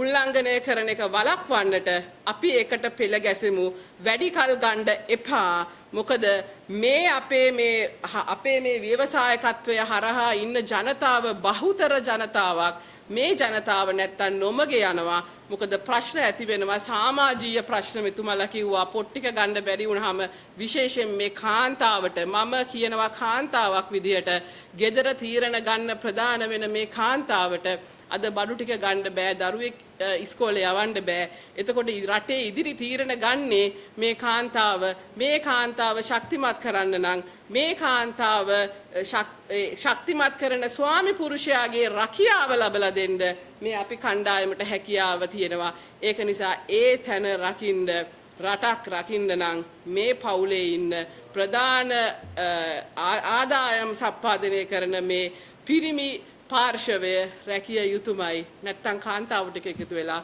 රටේ ඉදිරි අනාගතය තීරණය කරાવી. ස්තුතියි. Subh Udasanak. Vanakkam. Good morning. My name is Suresh and Raghavan. I represent the great name of Parathe and I speak in English and also sometimes Tamil so that we can start this press briefing. I'm the national organizer for the MSME chambers in Sri Lanka. The chamber is very young. Even though when we are young, we have the fighting spirit for the next generation to come. So I just start with one thing. Sri Lankan 9th Parliament was called yesterday, and the 5th President's speech was done. That was once again the future of this nation, how going to be, or what is the direction of this nation is looking for. That's what a nation's leader should do, and he came and did so. We thank you for that. And he put certain things in perspective. I'll come back to that in a little later. First of all, why we are here. As a group, we always want to fight for the small and the medium sector. That is a sector in a nation is most powerful. If you take a Scandinavian countries, and the most powerful sector is MSME. So we are part of it, and we will fight for the last blood for that sector. Because we believe in it rather than any other thing. We don't believe in it, or 1% of the people who owns the 33% of the wealth of this nation. So I'll come back to few things why as a nation we are here. We had, as my colleague here said, we had 30 years of war. It was finished in 2009. We got a lot of money. And once again that 30 years, who was suffering? The same SMEs. Right? We suffered. But we got the money. What happened? Everybody knows it. And 2004, once again, Once again, the nature hit us. The tsunami. Who suffered? Same SMEs. Still we got the money. What did they do? Where are we now? Once again, 2019, the nature hit us. It may be a man-made one. What happened? Once again, the SMB got hit. And 2019 April, they knew the things, but they didn't do anything. Who got hit? SMEs got hit. And 2022 April 12th, the declaration of bankruptcy. It's called declaration of the bankruptcy. We never got bankrupt, but we declared ourselves bankruptcy. Who got hit? The 52% of the SMBs. So we have the right to talk to the policymakers. That's what we are here. The policies was wrong. That's what they declared, the declaration of bankruptcy.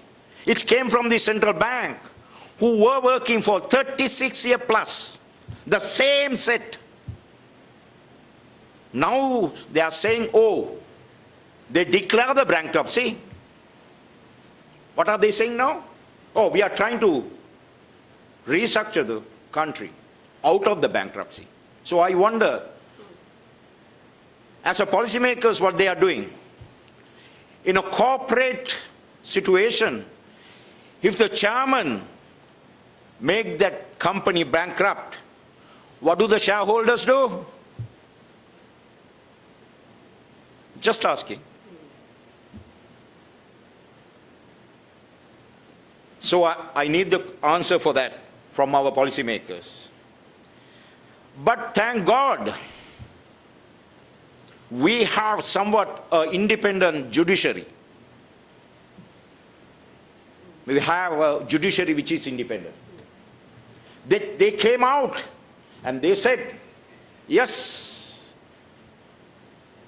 economic terrorism is there. Who are the people who participated in that? They clearly said that. They broke the trust of the SMVs. So I am asking once again the policymakers, do your thing when the Supreme Court gives the verdict. So why I am saying what I was saying in the past is the SMV is the front of a nation. If you dislocate the SMV, you are heading into another disaster. So on that platform only we created a group to protect that SMVs, and we think that is the right thing. We believe so. I'll come to two Supreme Court judgments, only two. One is about why bankruptcy was and who was behind it. Everybody knows it. They say central bank, the monetary board is a part of that. We didn't say. SMB never said that. The Supreme Court deliberated the submissions. They came out. They said, yes, the policymakers are the part of the problem. They broke the trust. And the same Supreme Court, that's what I say, we have somewhat still, thank God for our judiciary system. That's what we keep on asking the judiciary system to correct this draconian law which is being pressurized to our SMEs. The second appeal court came up recently. A certain bank directors was called because the decision was wrong what they took. What they took, The Parata execution decision was wrong. They have been summoned. We are not saying this. The good Supreme Court says it. So we believe the Parate need to be corrected. We are not saying it is to be abolished. We are not saying it should be taken away. We are saying to be corrected because our field is changed. And that same appeal court judgment, I would like to ask two things from the banking sector. Once again, I'll go back. All these 5 incidents I said, the 2009, 2004, 2019, and 2019 2 incident, and 2022 1 incident. All these, the banks, the commercial banks got profited. All the commercial banks got profited. They never went bankrupt. Am I right? If anybody in the commercial bank industry want to challenge, yes, they can do so.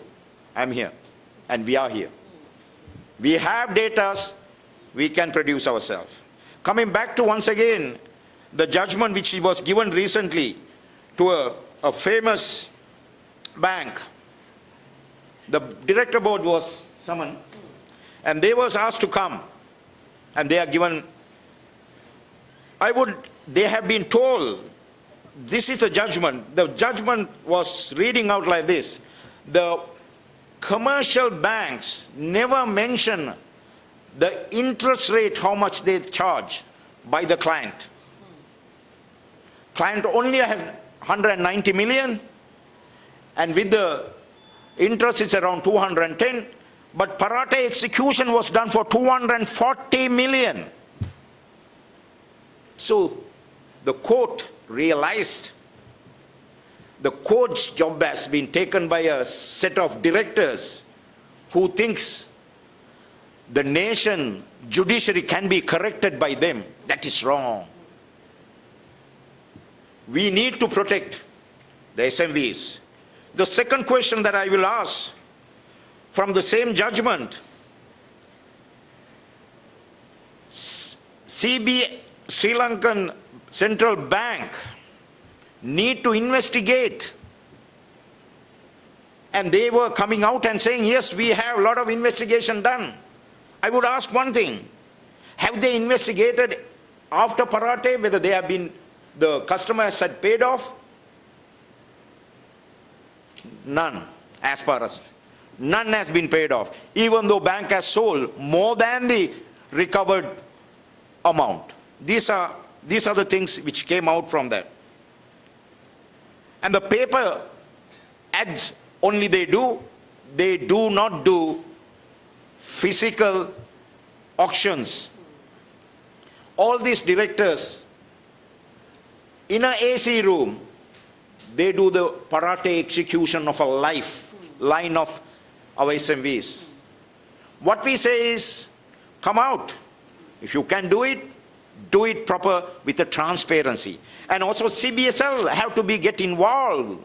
If they are saying they are protecting the SMS, Sri Lankan financial industry, they have to be transparent.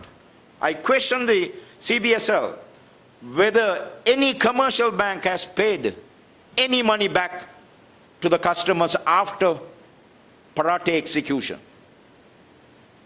I've been trying to get, but unfortunately nothing. And also central bank governor, good doctor. Recently there was in a meeting, he said, we have a telephone line and we don't have any complaint.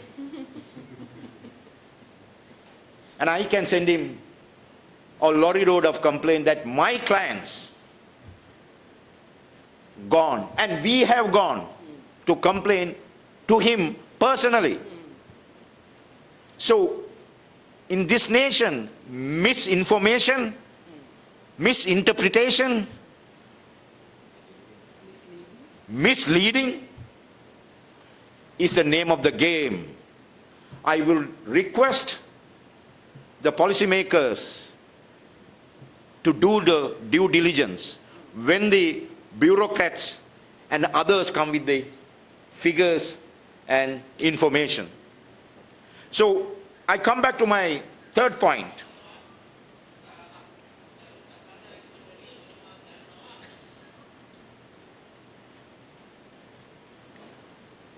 The SLBC says NPL is 1.7 trillion. Our central bank governor has come out and said non-performing loans are 1.7 trillion. My good colleague on my left always keep on articulating one thing. Tell us who the big cats. What I would request from the policymakers and financial industry, unbundle this 1.7 trillion. Unbundle. Unbundle, who are they? We like to know. Just don't go and give a misinformation to a COP or anybody. Say we have 1.7 trillion, so Paratha is bad. He's misinforming the committees. Come out with data, breakdowns by banks, by SMEs, finance companies, by district, by amount. Unbundle. We challenge the good-hearted doctor. Let us have, because central bank is the most resourceful, most, they call it most doctors and proctors, right? Okay? The most graduates are there. Double graduates. Yep. And most advanced computer system. And do you know they have their own budget and they can print for them. So this is the central bank. We don't have issue about that. But we know we need transparency. We need numbers. We need data. We need data. Then we discuss. We want 1.7 trillion breakdown. Right now, that is our right. By the banks, by amount wise, by district wise. We don't want the names or ID number because we know them.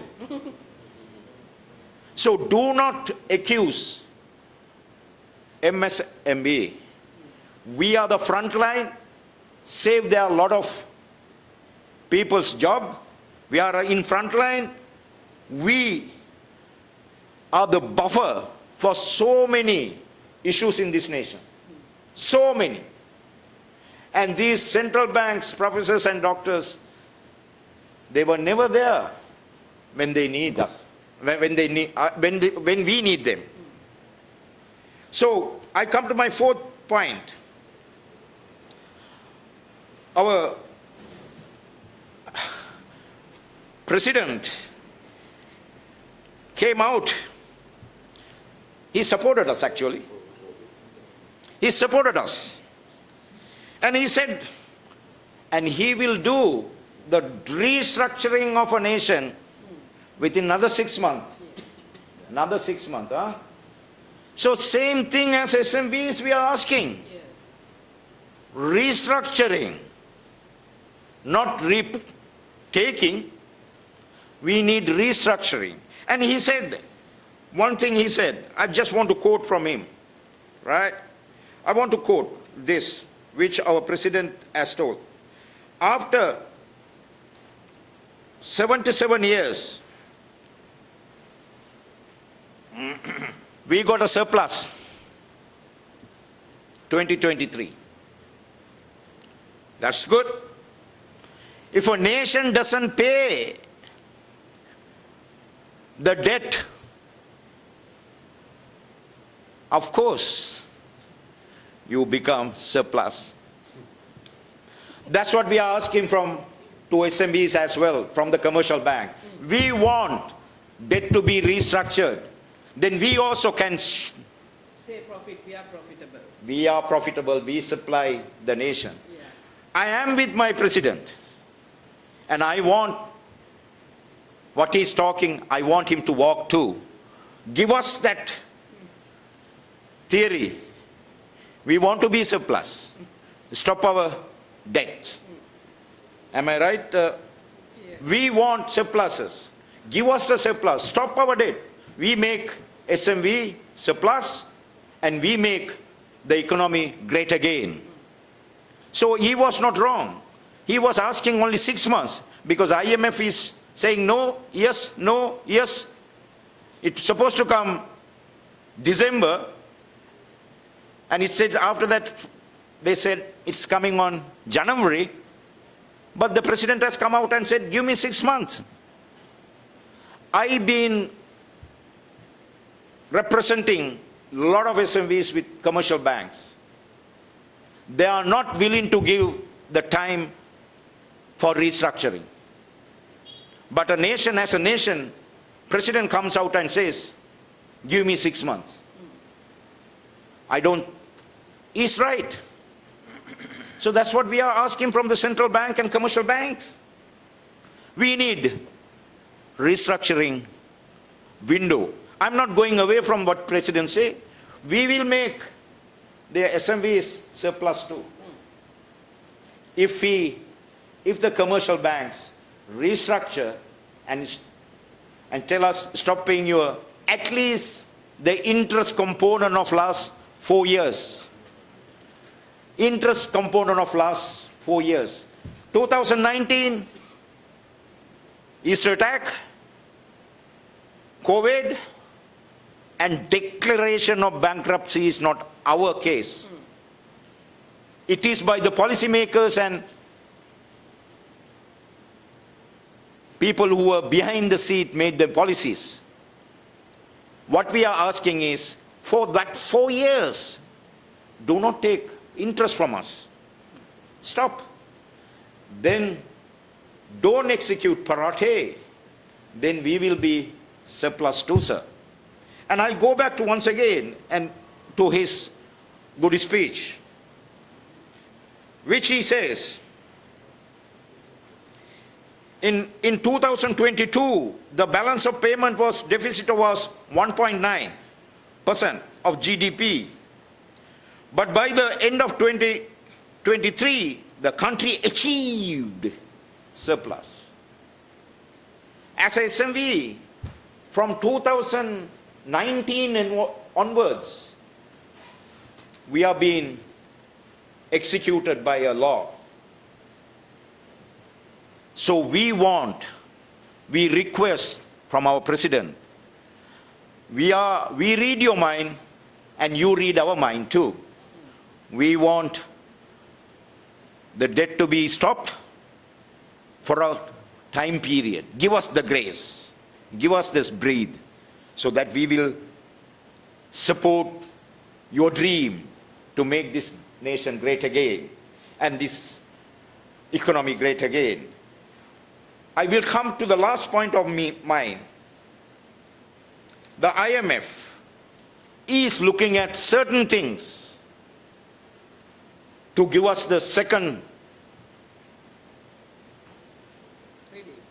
not relief, I will call it once again, it's a loan. We have to pay them back. Okay? So we have to pay them back whatever we take. So the second and the third will be a loan as well once again. If the president give us as SMVs the support we need, we don't need to go there. So we ask your good office and people around will advise you rightfully to do what you think, and the same line only we are here. Stop taking SMVs. Give us the brief so we make this place surplus. The last but not least, coming back,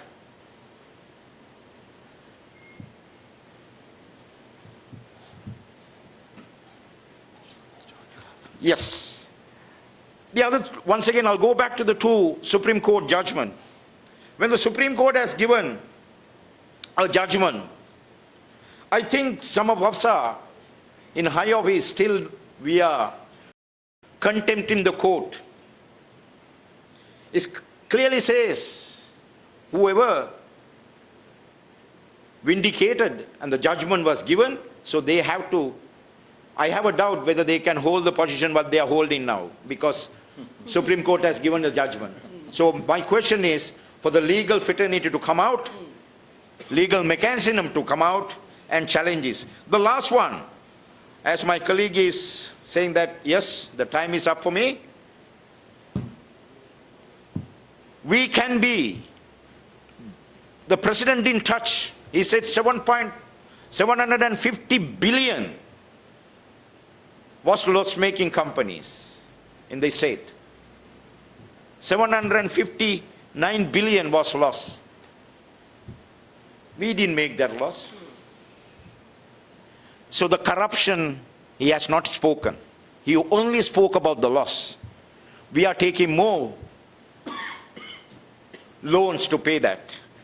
If he is short of, this is my opinion, I hope, if he is short of the collecting revenues from the government, and if he is short of collecting revenue for next 2 years, I would ask, please stop the selling the state asset, but privatize the Inland Revenue Department. Privatize this Inland Revenue Department by giving to a big corporation for a commission. The best thing that he can do, privatize IRD and central bank too. Yes. They work with ethics. Give them a target. If my president needs the target, he's not working with the right people. Think about this.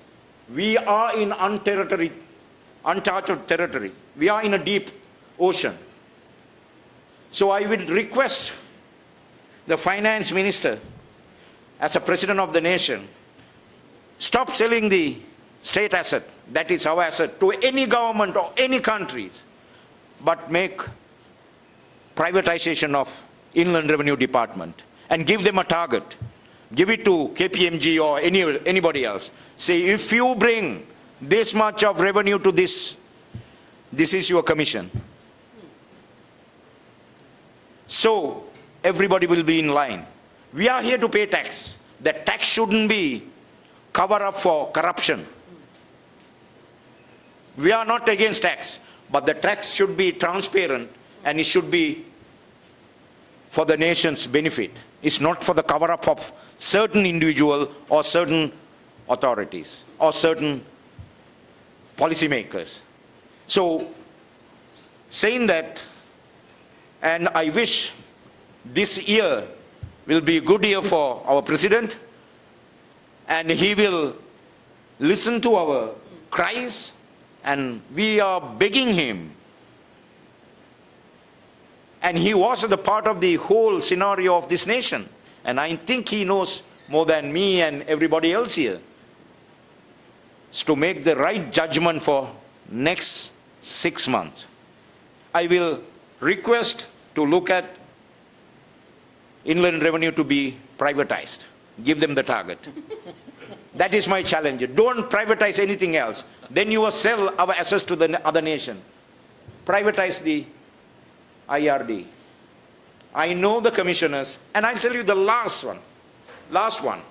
Most of the commissioners from the RD, they go after that, after retirement, after 55, they go to the biggest blue chip companies in Sri Lanka, work as a consultant, because they know the file. So we request, correction should come from the right points to make this nation great again. As a SMV, we can do it if you give the support to us. We are here to help, and if you help us, we help you as a SMV, as a group. Thank you, and have a good day. Good morning, Vanakkam. Today actually it is a good get together just to show our interest, the prosperity of our nation, nothing else. We are fighting for this one because of our nation prosperity as our Shashika said, we all have only one passport, not dual citizen passport. So, therefore, we are get together here. நான் தமிழ்லையும் கொஞ்சம் சொல்லும்படி கேட்டுக்கொண்டார்கள். என்னென்றால் எங்களுடைய members சொன்னது மாதிரி mister Susanthar and miss Raghavan, Sasika and Raghavan and Tania எல்லோரும் தங்களுடைய கருத்துக்களை தெரிவித்தார்கள். இந்த கருத்துக்கள் வந்து தனிப்பட்ட சுயநலத்துக்காக கூறப்பட்ட கருத்துக்கள் அல்ல. எல்லா கருத்துக்களும் மக்களுக்காகவும் இந்த நாடு முன்னேற வேண்டும் என்ற நோக்கத்துக்காக கூறப்பட்ட கருத்துக்கள். அந்த ரீதியில் எமது பிரசிடென்ட் எவ்வளவோ கஷ்டப்பட்டு முயற்சி எடுத்தாலும் அவருக்கு இந்த நாட்டை முன்னெடுத்து செல்வதில் சில தடங்கல்கள் இருக்கின்றது. அந்த தடங்கல்களில் இந்த எமது மெம்பர்ஸ் குறிப்பிட்ட மாதிரி சில குறுக்கேடுகள், செல்ஃப் இன்ட்ரெஸ்ட் பீப்புள் இருக்கிறார்கள். அவர்களை எல்லாம் ஐடென்டிஃபை பண்ணி அந்த பிரசிடென்ட் வந்து இதை ரீஸ்ட்ரக்சர் பண்ணினால் இந்த நாடு மேலும் முன்னேறி கொண்டு போகும். மற்றும் இந்த சென்ட்ரல் பேங்கில் வந்து மிஸ்டர் ராகவன் கூறியது, மற்றது மிஸ்டர் சுசந்த கூறியது, சசிகா அண்ட் சானியா கூறிய ராகவன் கூறின மாதிரி இந்த பாலிசி டிசிஷன்ஸ் எப்போவுமே இன்னப்ரோப்ரியாக இருப்பதற்கு எஸ்எம்இ செக்டரோ இந்த நாட்டின் மக்களோ பிரதிநிதித்துவம் படுத்தவில்லை. அவர்கள் ஏகப்பட்ட சலரிகளை எடுத்து அவர்களுடைய ஜாப் ரோலை சரியாக செய்யாததினால் வந்ததான் இந்த பிரச்சனை. உங்களுக்கு ஞாபகம் இருக்கும், எங்களுடைய பழைய பிரசிடென்ட் கூட கோட்டாபய ராஜபக்ஷ ஒரு நாள் சென்ட்ரல் பேங்குக்கு சென்று மிக ஆத்திரத்துடன் பேசினார். இவ்வளவு காசு சம்பளம் எடுத்து நீங்கள் என்ன செய்கிறீர்கள், ஏதாவது ஒரு டூல்ஸை பாவீங்கள். அதன் கருத்து என்னென்றால் அவருக்கு இந்த உள் விஷயம் ஏற்கனவே விளங்கி இருந்திருக்கிறது. ஆனால் இவர்கள் ஒன்றும் செய்யாமல் கடைசி நேரம் மாட்டு இருந்துவிட்டு ஒரு டாலர் வந்து 50,000 இன்னும் வந்தவுடனே பேங்க்ரப்சி என்று அறிவித்தார்கள். ஆகவே தாழ்மையுடன் கேட்டுக்கொள்கின்றோம். எமது மக்களின் சப்போர்ட்டுடன் தான் இந்த இது முன்னேறுகின்றது. ஆகவே நாங்கள் வந்து மேலும் மேலும் முயற்சி செய்து இந்த நாட்டுக்காக மாத்திரம்தான் நான் இதை செய்கிறோம் ஒழிய எமது சுயநலத்துக்காக இந்த இதை நாங்கள் செய்யவில்லை. எப்பவும் இந்த நாட்டுக்காக நாம் பாடுபடுவோம் என்பதுதான் எமது கொள்கை. நன்றி. நான் Thumilan, chartered accountant. Okay, Okay, thank you. Thank you.